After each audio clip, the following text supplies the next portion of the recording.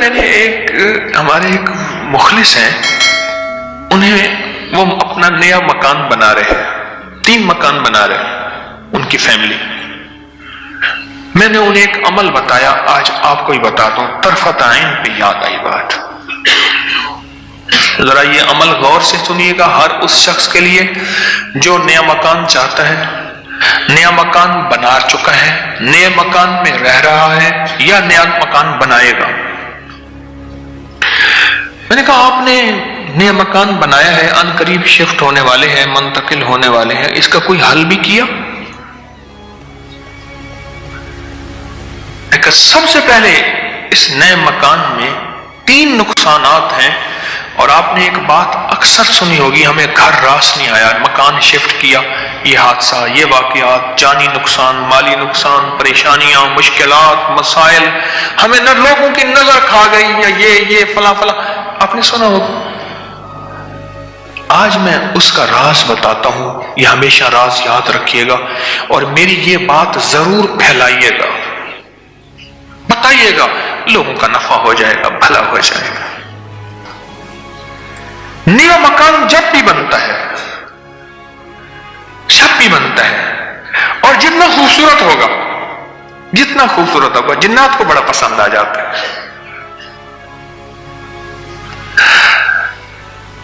اب میں ایک صاحب نے مجھے ایک بات بتائی، وہ بات میں انہی کی زبان میں سناؤں گا، آپ وہ بات کی چاشنی بھی لے لیں، پھر میں بات مختصر کر کے بتاؤں گا۔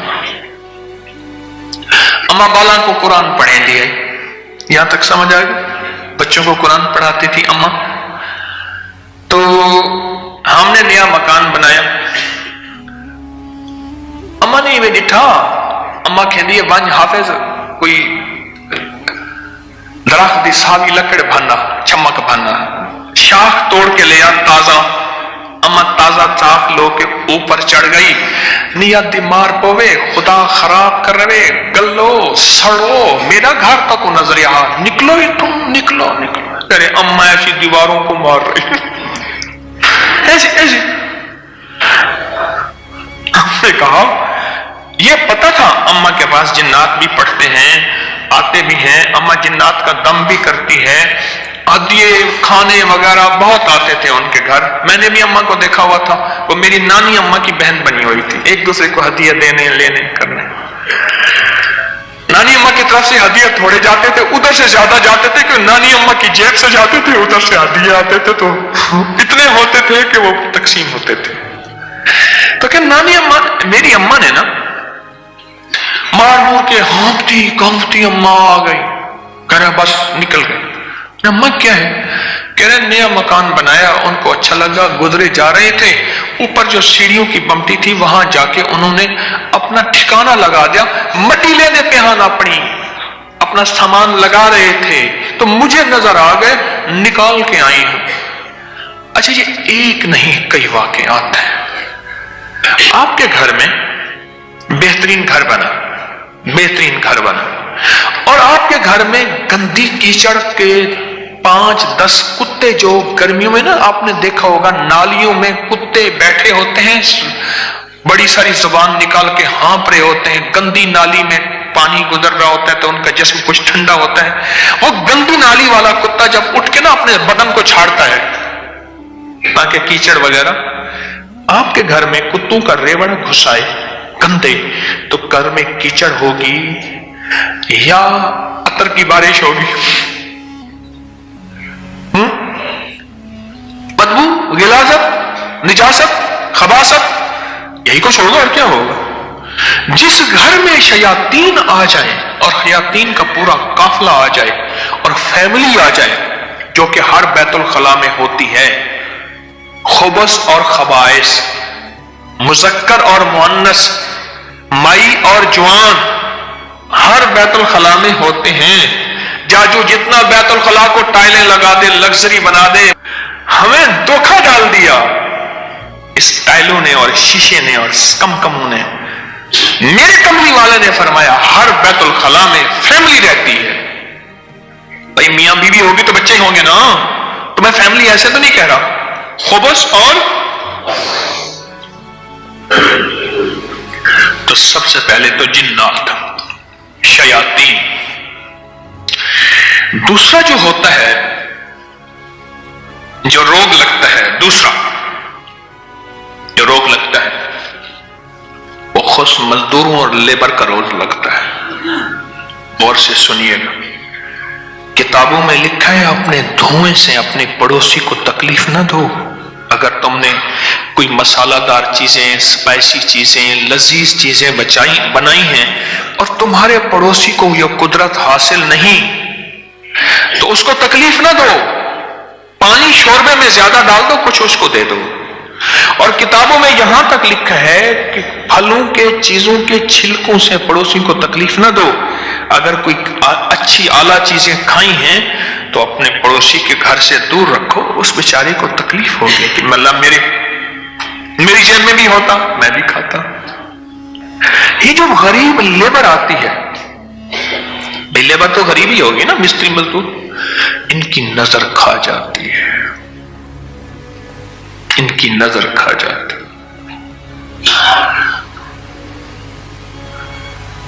میں نے بکریاں رکھی، 8 بکریاں تو ذبح ہو گئی اور لیبر کھا گئی، 9ویں جو ہے آخر حرام ہو گئی. وہ چھری کے نیچے بھی نہیں آئی. میں نے کہا نکالو یہاں سے بکریاں.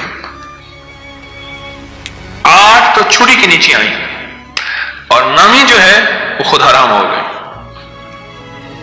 اور تیسری اور آخری چیز، یہ میں آپ کو کہتا نا گھر راس نہیں آیا، یہ میرے پاس بہت واقعات آتے ہیں.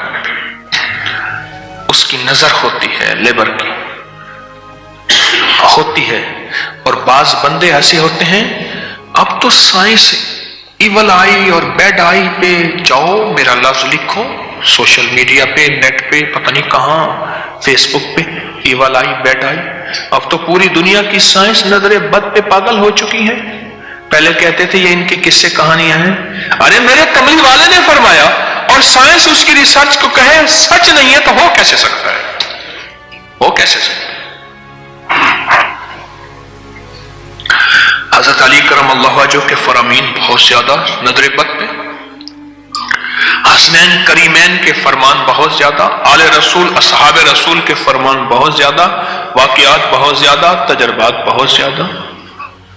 اور تیسری اور آخری چیز انہیں میں نے بتائی کہ بعض اوقات ہم اپنے رزق کے حلال سے کسی سے سامان لیتے ہیں اور اس کا رزق مشکوک ہوتا ہے، اس نے کاروبار مشکوک رزق سے کیا ہوا ہے، اس سے میٹیریل لے رہے. غور سے سمجھے گا، باریک نقطہ ہے. ہم نے اس سے جو میٹیریل دیا وہ رزق مشکوک ہے اس کا. اس کی دلیل میں دیتا ہوں آپ کو. میں ایک بات کہا کرتا ہوں، آپ نے شاید سنی ہوگی کہ اگر میں محسوس کرتا ہوں میرا رزق مشکوک ہے تو اس مشکوک رزق سے کبھی روزے نہ رکھنا. میں آپ کو اکثر عرض کرتا ہوں کسی ایسے بندے سے جس کا رزق طیب طاہر حلال ہے اس سے ادھار لے لے. ٹھیک ہے، اس سے ادھار لے کر جس کا رزق طیب طاہر حلال ہے اس سے روزے رکھ اور اپنے پیسوں میں سے وہ ادھار چکا دے. رزق کا اثر ہوتا ہے. ایک بزرگ کہتے ہیں میں نے دعوت کھائی 1 مہینے تک میرے جی میں آیا کہ میں کوئی گناہ بدکاری کروں. صرف ایک دعوت کھائی تھی. واقعات یہ 3 عوامل ہیں، 3 فیکٹرز ہیں بڑے جو گھر کے اندر کہتے ہیں کہ گھر راس نہیں آیا. اس کا حل کرنا ہے صدقات، خیرات، اعمال، تسبیحات اور ذکر کے ذریعے. اس کا حل کرنا ہے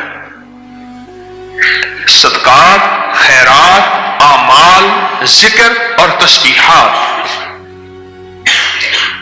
اس کا حل کرنا ہے. اب یہ سنتے جائیے، غور سے سنیے گا، توجہ سے. نئے گھر میں جب بھی داخل ہوں سب سے پہلے تو یہ سوچیں کہ میں گھر کس رزق سے بنا رہا. یاد رکھیے گا مشکوک رزق، یا اپنے ایسا موضوع چھیڑ دیا کہ اس موضوع کو مجھے کچھ بتانا پڑے گا. سب سے پہلے تو یہ ذہن نشین رکھیے گا، رزق مشکوک کبھی زندگی اور نسلوں میں چین سکون نہیں دے سکتا، کبھی نہیں دے سکتا۔ وہ کیسے ہوگا؟ اس کے میرے پاس واقعات ہی واقعات۔ میں ایک چھوٹا سا صرف واقعہ سناتا ہوں، میں نے کئی واقعے دیکھے۔ پتا چلا کہ بیٹا فوت ہو گیا خودکشی میں، گرمی تھی، گھر تھا بڑا سارا، یعنی ادھر بھی گھر کے لان تھا، باغیچہ تھا، ادھر بھی باغیچہ تھا، بڑا بہترین گھر بنا ہوا تھا۔ اس وقت محسوس ہو رہا تھا یہ گھر کو بنے 35-40 سال ہو گئے۔ چارپائی جو پڑی تھی تو ہمارے ہوتے ہوئے دھوپ آ گئی، تو چارپائی کو میں نے گھسیٹا اور ایک بیل تھی بڑی خوبصورت، اس کے نیچے لے گئے۔ ایسی وہ بندہ رو رہا تھا، وہ اپنے علاقے کا مجسٹریٹ تھا، میں نے اس کی مجسٹریٹی دیکھی ہے۔ بٹھے والے کو حکم تھا کہ اتنی اینٹیں پہنچانی ہے ورنہ بٹھا کسی شکایت کی وجہ سے سیل ہو جائے گا۔ سیمنٹ والے کے ذمے تھے کہ اتنی سیمنٹ کی بوریاں پہنچانی ہے ورنہ تو 2 نمبر سیمنٹ بیچ رہا، تجھ پہ آبجیکشن لگ جائے گا۔ ریت والے، اینٹ والے، ہر میٹیریل والے کے ذمے تھا کہ تو نے پہنچانا ہے، بہترین مکان بنا، بہترین مکان بنا۔ اس گھر میں رہا اور کبھی سکھ کا سانس نہ لے سکا۔ بیوی مر گئی، بیٹا اڑ گیا کہ میں نے ماں کو گھر میں دفن کرنا ہے۔ جو گھر کے پچھلی طرف کا باغیچہ تھا وہاں ماں کی قبر تھی، اور خودکشی مر کے کہنے لگا مجھے ماں کے قدموں میں دفن کرنا ہے۔ 2 قبریں گھر میں بنی ہوئی تھی، بیٹھا ہوا تھا، ریٹائر، مر گیا اور پھر اس کا کوئی وارث نہیں تھا۔ وہاں پتہ چلا اس شہر میں کہ ہمارے مرشد آئے ہیں، کچھ لوگوں کو بھاگ آئے۔ ایک بابا آیا ریٹائر، تو میں نے کہا بابا جی مرشد بس میرے گھر چلیں، دعا کر دیں، کھانا کھا لیں۔ میں نے کہا کس لیے؟ میری دعائیں ہوں گی۔ میں نے کہا ایک چیز پہ دعا دوں گا کہ اس بابے کی آپ نے خدمت کرنی ہے، تو خود بھی بابا ہے، اس کی خدمت کرنی ہے، اور اس بابے کی موت تک وہ بزرگ بابا، وہ بھی زندہ ہے، اس کی خدمت کرتا رہا اور وہ دعائیں دیتا رہا۔ میرے اپنے چھوڑ گئے کہ حکیم صاحب تو آیا، اور کسی کو خدمت پہ چھوڑ گیا کہ میری چارپائی دھوپ پہ پڑی ہوتی تھی، میرے اندر سکت ہی ختم ہو گئی۔ ایک بڑھاپے نے مارا، دوسرا غموں نے مارا۔ بڑا لمبا واقعہ ہے۔ سب سے پہلے رزق حلال نسلوں کے لیے راحت ہے، اور دوسری چیز ہمارے ایک جاننے والے ہیں، ان کی زندگی میں مسائل ہی مسائل ہیں، مشکلات ہیں، غم ہی غم ہیں۔ اس غم کو وجہ الیکٹریشین آیا، تھوڑا سا کام کیا، اس کا ہاں تجھے پیسے دوں گا، بجلی والے کا، پلمبری والے کا، مرمت والے کا، کوئی کام ہے، دھوبی کا، فلاں، اس نے کہا پیسے دوں گا، اور اگر اس نے پیسوں کا اصرار کیا تو اس کو دھمکایا، ڈرایا۔ چھوٹے لوگوں کے پیسے کھاتا گیا، نسلوں میں غربت، تنگ دستی نے گھیر لیا۔ اب مجھ سے اعمال پوچھتے ہیں، اور رزق وہ ہوا جو کالا ہوا، دھن کالا ہوا، اور جس میں غریبوں کی آہیں ہوئی، تو میں کتنے اعمال کر کے اس گھر میں کیسے سکون پائے گا؟ مجھے بتا تو صحیح۔ اس کی مثال پتہ ہے کیا ہے؟ خنزیر کو بڑے خوش و خضوع سے لٹا کے کہتا ہے بسم اللہ اللہ اکبر، تو خنزیر حلال ہو جائے گا۔ کتے کو لٹا کے تو کہیں بسم اللہ اللہ اکبر، چھری بھی تیز ہو، قبلہ رخ بھی ہو، باوضو بھی ہو، اور تکبیر بھی پوری پڑھ، تو کتا حلال ہو جائے گا؟ خنزیر حلال ہو جائے گا؟ نہیں ہوگا۔ کوئی بات نہیں، گھر چھوٹا ہے، کوئی حرج نہیں۔ ان چیزوں کے خیال کر کے اب عمل بتا رہا ہوں۔ گھر میں 81 دفعہ سورت یاسین، جب نئے گھر میں داخل ہوں 81 دفعہ سورت یاسین مل کے بیٹھ کے خود پڑھیں، کرائے کے بندے جمع نہ کریں۔ 81 دفعہ سورت یاسین، اول آخر 7 بار درود پاک، ہر دفعہ بسم اللہ الرحمن الرحیم، مل کے پڑھ لیں۔ ایک دوسرا، ہر کونے میں 11 دفعہ آیت الکرسی مل کے پڑھ لے، کوئی اس کونے میں گھر کا بندہ پڑھ لے، کوئی اس کونے میں، گھر کے چاروں کونے میں 11 دفعہ آیت الکرسی، اور ایک दफा घर के दरमियान में 11 दफा आयतल कुर्सी 2, और घर के चारों कोनों में 3-3 दफा अजान, 3-3 दफा अजान। ये जो अजान हम नमाज के लिए कहते हैं, पढ़ते हैं, एक है अजान पढ़ना, एक है अजान देना। अजान देने के लिए उंगलियों में उंगलियां ठोसनी पड़ती हैं, किबला रुख भी है, मस्जिद है, मिंबर है या चबूतरा है, नहीं, अजान पढ़ना वजीफे की शक्ल में है। तो 3 दफा अजान चारों कोनों में, कितना हो गया ये? 3 अमल हो गए, मैंने 5 अमल बताने हैं। और चौथा ये है कि वहां जाके 1 दिन, 3 दिन, 7 दिन या 11 दिन, 1 दिन, 3 दिन, 7 दिन या 11 दिन इतना पकाएं कि लोगों को खिलाएं, और खास तौर पे उन लोगों को जिनको इतना अच्छा कोई नहीं खिलाता। कितने अमल हो गए? 4। और आखिरी अमल यह है कि घर को मेहमान की नीयत से बनाना है।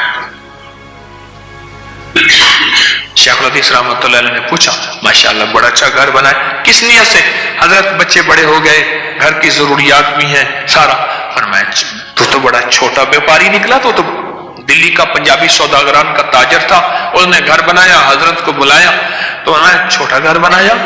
अरे तू ये नियत कर ले कि ये मैं घर मेहमानों की नियत से बना रहा, और मेहमान आएंगे उनको खिलाऊंगा पिलाऊंगा, उनको बिठाऊंगा, बस। और फिर फरमाया देखो, जैसे कोई बंदा रोशनदान रखे, और क्यों रखा? रोशनी के लिए, हवा के लिए। अरे नहीं, इस नियत से रख के अजान की आवाज आएगी। जब तक रोशनदान रहेगा तेरे लिए सवाब नेकियां लिखी रहेंगी। फिर अगली बात जो फरमाई हो, बड़ी बारीक बात है, हसास बात है, वो सुन लेना। फरमाया बदतरीन पैसा वो है जो मेटीरियल और बिल्डिंग में खर्च हो। जब तू मेहमान की नियत कर लेगा, वो तेरा पैसा बेहतरीन बन जाएगा। समझ गया नुक्ता बारी? अब वो तेरा पैसा बेहतरीन बन जाएगा। और तूने अगर मेहमान की नियत ना की और मेहमान की खिदमत का जज्बा ना लिया, वो तो बदतरीन पैसा है, अल्लाह के यहां नापसंदीदा है। जो मेरे रब के यहां नापसंदीदा है, उसमें सुकून आ सकता है, चैन आ सकता है, राहत मिल सकती है, खैर मिल सकती है, बरकत मिल सकती है। कैसे मिल सकती है? उसमें तो बरकत मिल ही नहीं सकती। मेहमान की नियत कर, मेहमान की नियत कर। ये 5 चीजें हैं नए मकान बनाने के लिए, नफामंद है। और 2 एहतियातें, एक आह और एक रिस्क हराम। 5 अमल,